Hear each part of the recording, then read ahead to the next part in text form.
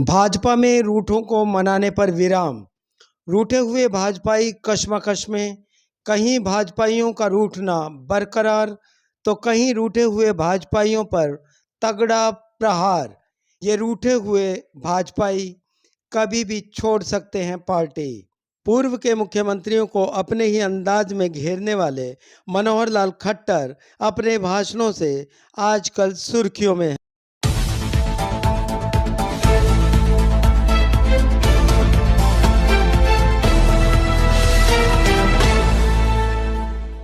हिसार के कैमरी गांव में बिना नाम लिए पूर्व सीएम भजनलाल पर कथा सुना दी तो करनाल के लोकसभा प्रत्याशी एवं पूर्व मुख्यमंत्री मनोहर लाल ने भिवानी में जाकर पूर्व मुख्यमंत्री बंसीलाल का नाम लेकर उनकी कार्य प्रणाली पर कर्मचारियों के तबादलों को लेकर सवाल खड़ा कर दिया। यहां कांग्रेस पर जमकर हमले किए और बाबू बेटा की पार्टी के साथ पूर्व मुख्यमंत्री भूपेंद्र हुड्डा को भी घेर लिया।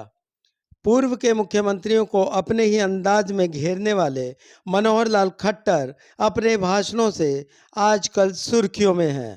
तो मैं कुछ उदाहरण दे रहा हूं, इसलिए मित्रों, हम चाहे नौकरियों का विषय हो, बदलियों का विषय हो, बदलियों की पर्चियां भी लेके घूमते रहते थे हमारे सेक्रेटेरिएट में। चौधरी बंसीलाल जी हमारे तो जानकार सब यहाँ के लोग के ही हैं, मैं उनके प्रति श्रद्धा रखता हूं, लेकिन उनका भी जो एक बार रवैया हुआ था अध्यापकों के प्रति कि इन मास्टरों को उठा करके 20-20 मील दूर फेंक दो ताकि घर ना आ सके, शाम को बच्चों को आप पढ़ाएंगे, लेकिन जब परेशान होता तो मास्टर उसके माथे में यही चीजें घूमती रहती हैं कि बच्चों का क्या हाल होगा, परिवार कैसा होगा, माता पिता कैसे होंगे, पढ़ाने में मन नहीं लग सकता।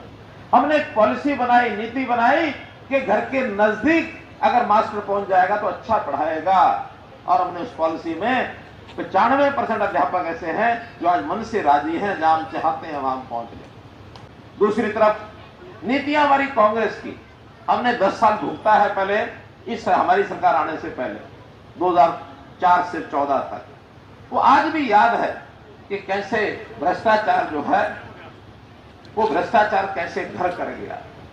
मैंने कल एक उदाहरण दे दिया था, हमारे कुछ साथी थोड़ा एतराज करने लगे, आपने उदाहरण दिया किसी एक व्यक्ति का, एक नेता का। मैंने एक नेता का नहीं, चाहे नेता कोई भी थे, उस समय मन में पीड़ा नहीं होती थी कि आम आदमी को 20-30, 50, 100 रुपया 200 रुपया दे के काम कराना पड़ता है, और सब ने समझौता कर रखा था, छोटी मोटी चीजें चलती रहती। वो चाहे कोई भी नेता हो, किसी भी पार्टी का नेता हो, तो ऐसे लोगों ने जो समझौते किए हुए थे, आज कम से कम मनोहर लाल ने समझौता नहीं किया। अगर किसी को जेब 50 रुपए भी किसी को दूसरे कर्मचारी की जेब में डालना पड़ता है तो हम उसके खिलाफ कार्रवाई करते कि इस बार हम दोनों नहीं लड़ेंगे। क्यों? अगर बापू दोनों लड़ गए तो या तो दोनों हार गए, और दोनों क्या हार गए, 10 की 10 हार गए, कि इस बार में से एक को जिताना है, या तो बापू लड़ेगा या बेटा लड़ेगा। ये हमने तो नहीं कहा, उन्होंने कहा। कैसी समस्या उनके घर में, पार्टी नाम की चीज नहीं है। आज कम से कम मनोहर लाल ने समझौता नहीं किया। अगर किसी को जेब 50 रुपए भी किसी को दूसरे कर्मचारी की जेब में डालना पड़ता है तो हम उसके खिलाफ कार्रवाई करते हैं। सब चीजें ऑनलाइन इसलिए की है कि आपको दफ्तर जाना ना पड़े। अब परिवार पहचान बनने के बाद परिवार पहचान पत्र हमारा सबका बन गया है, कोई परिवार बचा नहीं है जिसका कोई फैमिली आईडी ना बना हो। यहाँ पार्टी नीचे तक, बूथ के लेवल पर भी उससे भी आगे, पन्ना प्रमुख एक एक बूथ में 15-15 लोग तैयार कर लिए हैं। हमारी पार्टी के निर्णय कितने ज्यादा हो रहे हैं, कितने अच्छे हो रहे हैं। हमने अपने 10 के 10 लोकसभा के कैंडिडेट के और घोषणा कर दी है आज से कई दिन पहले। और दूसरी तरफ कांग्रेस या बाकी पार्टियां उलझी हुई हैं, किसको दें किसको ना दें। पहली बात तो वहां लेने वाला ही कोई तैयार नहीं है, मानो है भी सही तो फैसला नहीं कर पा रहे, और वो अब इतना लेट हो जाएंगे, इतना लेट हो जाएंगे कि जब जमीन पर उतरेंगे उनको कुछ मिलेगा ही नहीं यहाँ।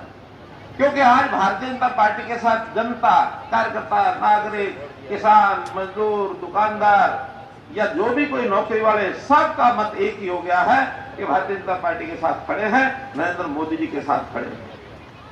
उनका हाल ये हो गया कि भंडारा होता ना, भंडारा, अगर कोई भंडारे में थोड़ा लेट पहुंचे खाने में तो कहते हैं भंडारे में गए तो पूरी खत्म। जब भंडारे में अंदर गए तो पूरी खत्म, लेट इतने हो गए। अब निराश होकर के वहां से बाहर आए तो बाहर चप्पल गायब, अंदर पूरी खत्म, बाहर चप्पल गायब। हाथ मलते हुए आ गए और बाद में जाकर के जनता को बताएंगे मुंह चौपड़ के, वाह जी वाह, बड़ा मजा आ गया, बड़ा मजा आ गया। मजा तो 4 जून को पता लगेगा क्या मजा आया आपको, 4 जून को पता लगेगा।